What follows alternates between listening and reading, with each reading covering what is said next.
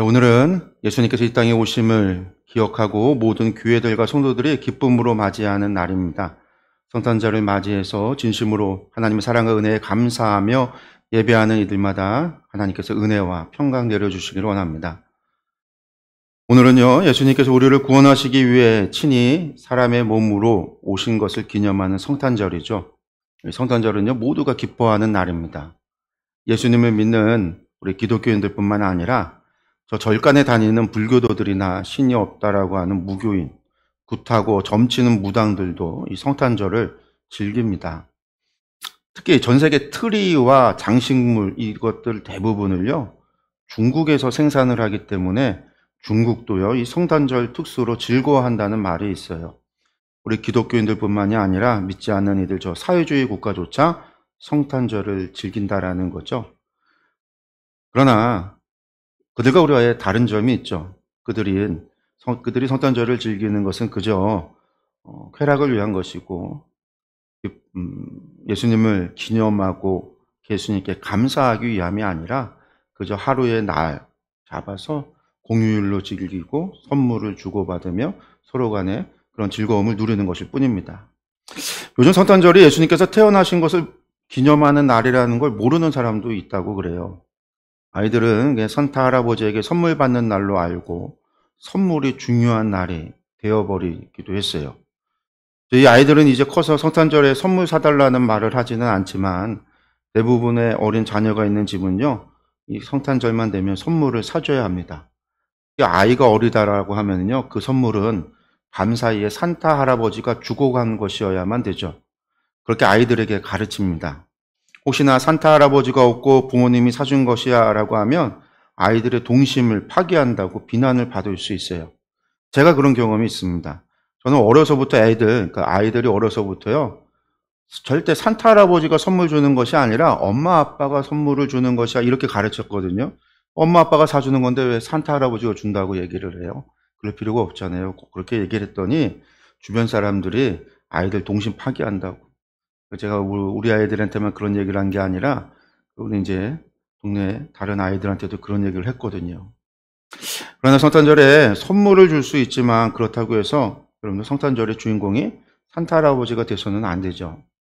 성탄절에 선물을 주는 것은 3세기경에 성 니콜라우스라고 하는 터키의 주교에서 그 기원을 찾습니다. 성 니콜라우스가 생전에 남몰래 많은 선행을 했는데 그의 선행이 전설과 같은 그런 많은 설화를 남기게 돼요. 그리고 그러한 이야기가 유럽에 전해지게 되고 약 900년 정도의 시간이 흘러서 12세기 초에 프랑스의 수녀들이 이 성 니콜라우스를 기념해서 그의 축일인 12월 6일 그 전날에 가난한 아이들에게 선물을 나눠주기 시작을 했다라고 그래요. 이것이 풍습이 돼서 유럽 전 지역으로 확산이 되었고 그리고 17세기쯤에 돼서 아메리카 신대륙으로 이주했던 네덜란드 사람들이 자선을 베푸는 사람을 성 니콜라우스라는 이름을 대신해서 산테클라스 이렇게 부르기 시작을 했다라고 그래요. 이것이 영어가 되면서 19세기경이 돼서 산타클로스라고 부르게 됐다라는 거죠. 그러니까 무슨 산타클로스 할아버지가 있었던 게 아니라 약간 뭐 교회의 주교가 신부님이죠. 뭐 오늘날로 치면 로마 가톨릭의 신부쯤 되는 분이 선물을 전했던 자선을 기리기 위해서 수녀님들이 가난한 이들에게 선물을 줬던 거에서 기원을 한다라는 거예요. 그리고 그것이 12월 5일에 가난한 아이들에게 나눠주던 선물이 성탄절에 선물을 주는 것으로 바뀌게 됐다라는 거예요. 이제 미국에서, 아메리카에서 그렇게 된 거죠. 가난한 아이들에게 선물을 전해주거나 선행을 하는 거 중요하고 좋은 일입니다. 그러나 이제는 성탄절이 예수님을 기념하는 일이 아니라 산타클로스를 기념하는 날이 되어버린 것만 같아서 안타깝기도 하고 또 속이 상하기도 합니다. 그렇게 우리 성도들이라도 이 성탄절을 단순히 선물을 주는 날이 아니라 선물을 주고받는 그렇게 즐기는 날이 아니라 예수님의 탄생을 기념하고 독생자를 보내주시기까지 우리를 사랑하신 하나님 아버지의 그 사랑에 감사하는 날이 되어야 할 것입니다. 특별히 이번 성탄절을 맞아서 어둠 속에 참된 빛으로 오신 예수님, 그 예수 그리스도를 기념하면서 예수님께서 빛으로 오신 의미를 함께 묵상하며 성탄의 진정한 기쁨과 소망을 나누고자 합니다. 오늘 말씀 다시 한번 보겠는데요. 9절과 10절의 말씀 먼저 보겠습니다. 참빛 곧 세상에 와서 각 사람에게 비추는 빛이 있었나니 그가 세상에 계셨으며 세상은 그로 말미암아 지은 바 되었으되 세상이 그를 알지 못하였고. 아멘. 사도 요한은 예수님을 참빛이라고 소개를 하고 있습니다.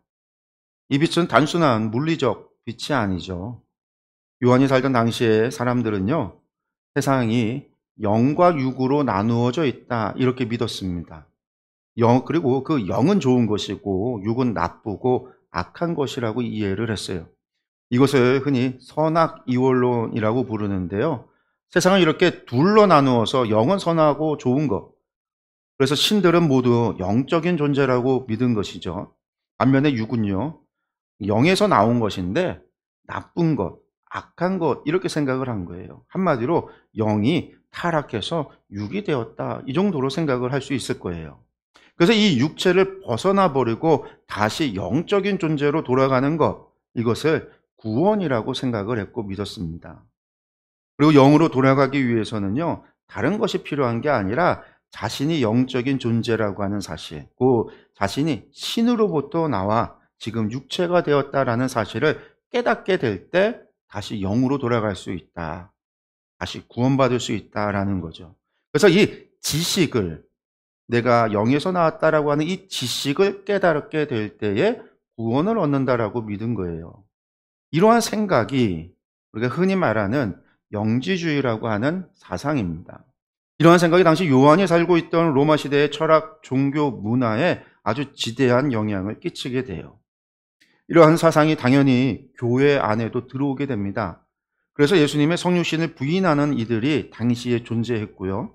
예수님이 하나님의 아들이면 당연히 육체가 될 수 없다라는 거죠. 영적인 존재가 선하지 하나님의 아들은 영적인 존재여야지 어떻게 육체가 될 수 있느냐라는 거예요. 그게 교회 안에 들어온 영주주의라고 하는 이단이에요. 왜 선한 영이 악한 육이 되었느냐? 그래서 성육신을 부인하게 되는 겁니다. 또 한편으로는요, 예수님을 팔아 죽음을 이르게 했던 가룟 유다, 그 가룟 유다는 참 잘한 일이라는 거예요. 제자들 가운데 아무도 그 지식을 알지 못했는데 가룟 유다만이 알아서 예수님을 육체로부터 해방시켰다. 예수님의 영이 육체에 구속되어 있었는데 예수님을 팔아 십자가에 죽게 함으로 말미암아 예수님의 영혼을 자유롭게 다시 신에게로 돌아가는데 큰 일조를 한 가룟 유다가 가장 위대하고 올바른 구원의 길을 알고 있는, 진리를 알던 제자다 해서 가룟 유다를 추종하는 이들도 생긴 거예요. 그러한 이단이 당시에 존재했어요. 이러한 시대였기 때문에 요한은요, 지금 예수님을 빛으로 그리고 진리로 생명으로 소개하고 있는 거죠. 그러한 예수님께서 육신으로 이 땅에 오셨음을, 곧 성육신 하셨음을 분명하게 가르치고 증거합니다. 요한복음을 시작하면서 로마 시대 사람들이 생각했던 진리, 자신들을 구원에 이르게 할 참된 지식이신 예수 그리스도, 그 예수께서 영적 어둠 속에 있는 사람들을 비추는 구원의 빛이라고 선포를 하고 있는 거예요. 그러므로 예수님께서 참 빛이시다라고 하는 선포 속에서는 예수님이 참 지식이고 참 진리이며 참 생명이고 또 참 구원이다라고 하는 의미가 담겨 있는 겁니다. 그러나 안타깝게도 사도 요한이 이야기하듯 세상은요, 그분을 알지 못했습니다.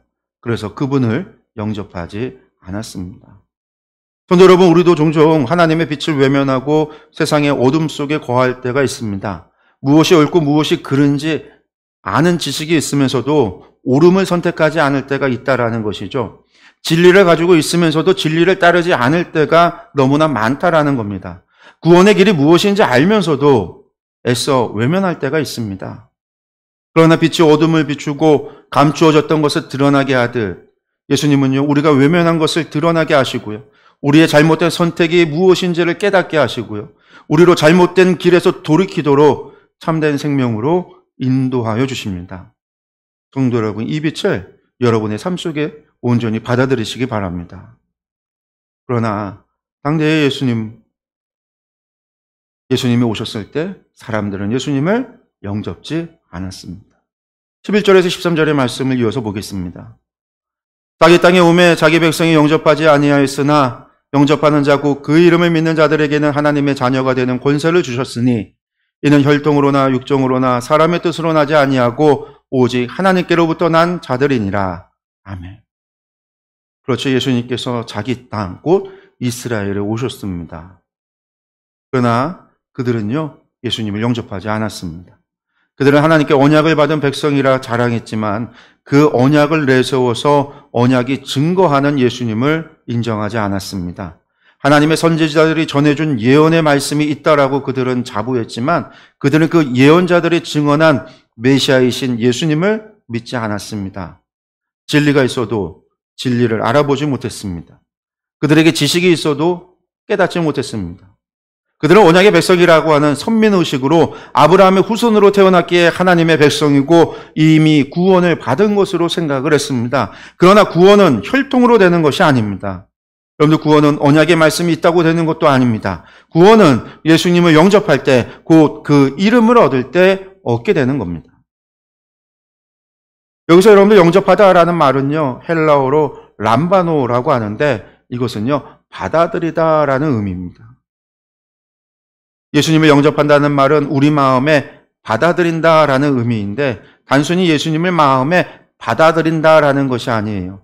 예수님의 말씀을 받아들인다라는 것이고요. 예수님의 가르침을 내가 받아들인다라는 것이고요. 나아가 예수님이 하나님의 아들이심을 받아들인다라는 겁니다. 그 주의 복음을 내가 받아들인다라는 거예요. 그것을 받아들여 나도 그것에 수긍하고 그것이 진리임을 믿고 내가 그것을 따르겠다라는 거예요. 그렇기 때문에 예수님을 받아들이고 그의 이름을 믿을 때, 그를 믿을 때 우리에게 하나님의 자녀가 되는 권세가 주어지는 겁니다.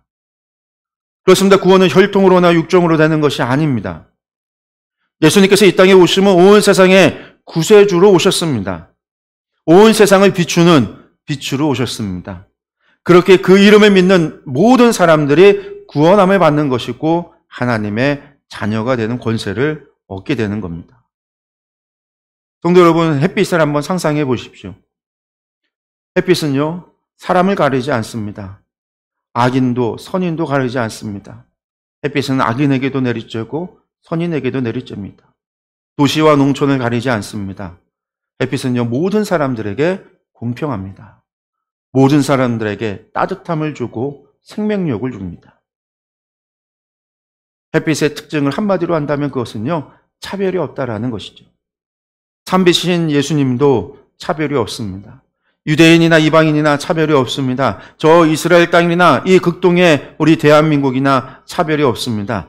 악인에게도 선인에게도 차별이 없습니다. 구원의 빛이신 예수님은 온 세상 모든 사람들에게 구원의 빛을 비추십니다. 구원의 은혜를 베푸십니다. 거저주는 은혜인 것이죠. 그러나 여러분들 그것을 누리기 위해서는요, 분명한 조건이 필요합니다. 오늘 요한은 분명하게 이야기합니다. 영접하는 자, 곧 그 이름을 믿는 자들에게 이 은혜가 주어진다라는 거예요. 예수님을 영접하는 자, 예수님을 받아들이는 자, 예수님의 말씀과 가르침과 그 복음을 받아들이는 자, 그 자에게 구원의 은혜가 주어진다라는 겁니다. 성도 여러분, 저와 여러분이 바로 그 사람, 영접하는 자, 그 이름을 믿는 자들입니다. 그렇게 오늘 우리가 이 시간에 모여 함께 예수님을 기념하고 예배하며 경배하며 감사의 영광을 드리는 겁니다. 성도 여러분, 이것이 우리의 믿음임을 기억하십시오. 여러분들, 이것이 우리가 복음을 전하고 이것을 통해서 이 땅에 온 세상에 예수님을 증거해야 되는 이유이기도 합니다.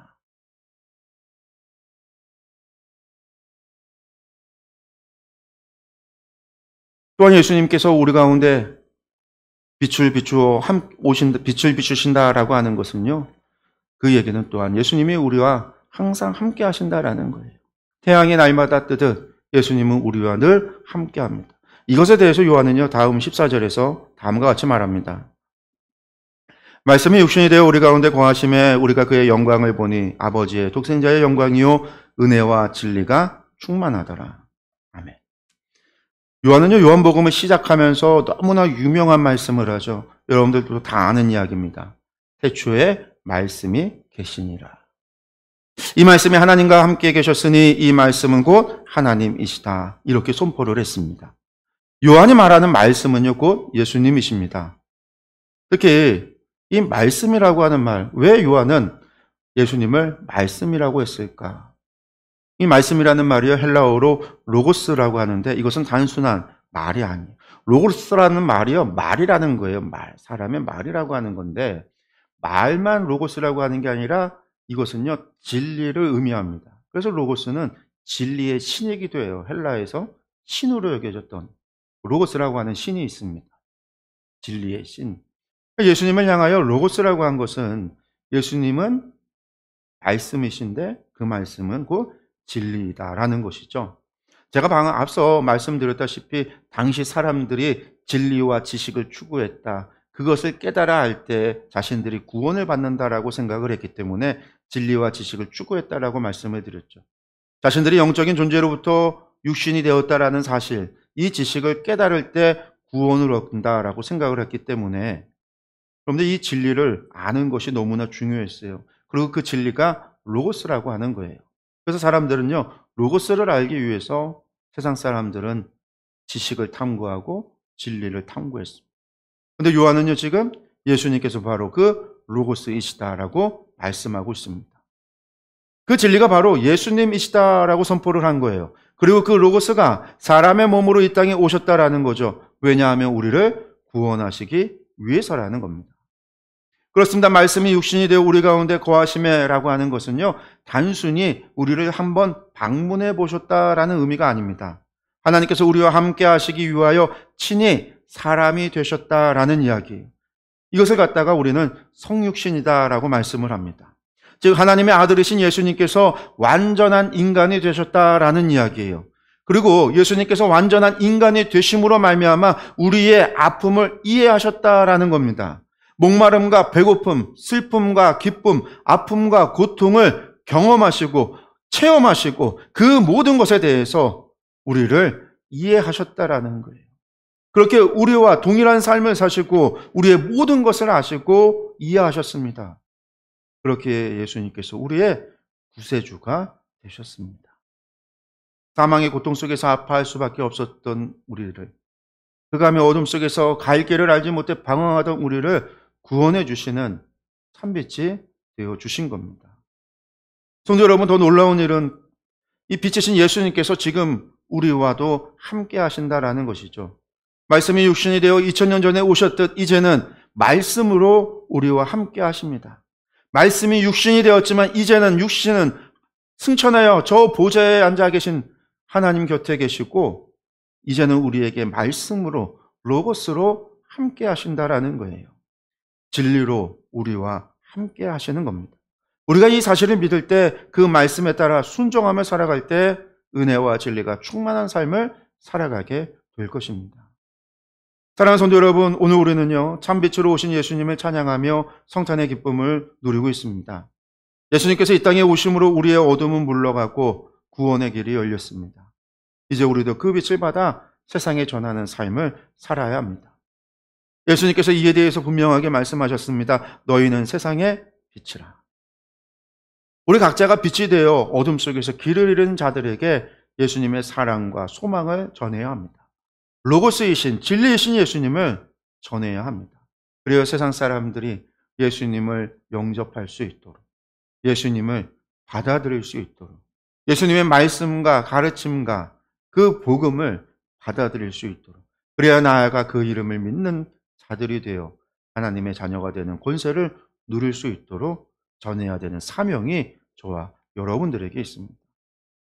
이 성탄절에 참빛으로, 이 세상의 빛으로 오신 예수님을 우리가 생각하면서 빛이신 예수님이 우리에게 찾아왔, 우리도 그 빛이 되어 우리의 이웃들에게, 우리의 가족들에게, 예수님을 알지 못하는 이들에게 그 빛을 비추는 삶을 살아가는 저와 여러분들이 되기를 간절히 축원합니다.